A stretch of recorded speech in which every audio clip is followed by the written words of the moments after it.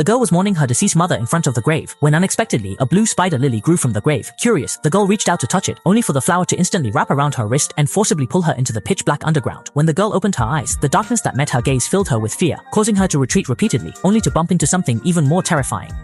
Not wanting to encounter anything unclean, she quickly used her hands to protect herself, instinctively stepping back. Unexpectedly, the skeletons began to play a cheerful tune, as if welcoming her to hell. Just as the girl was both shocked and scared, a female skeleton not far away hung a white lantern, and at the end of the lantern's light was a dreamlike ancient castle.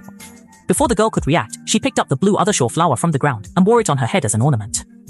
Then she suddenly pulled the girl gently to the dining table. In the girl's terrified gaze, he raised a sharp fruit knife and carved a cantaloupe into a delicate flower to give to the girl. But the panicked girl only wanted to escape, yet the female skeleton forcibly handed her a plate, and then various delicacies were piled onto it. As the food piled higher and higher, the girl found herself in a magical jelly world. The female skeleton pushed her forward, threw her onto a balloon, and the girl was bounced off. She managed to grab a rope, but the balloon exploded, and she fell quickly, only to be caught steadily by the female skeleton. To amuse the girl, the female skeleton blindfolded herself and took off her skeleton arm to hit a toy horse.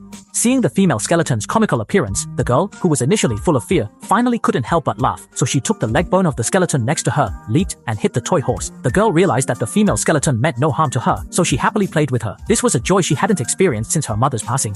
The female skeleton brought her to a masquerade ball where they sang and danced, and the girl happily joined in until she caught a glimpse and realized the female skeleton was actually her mother.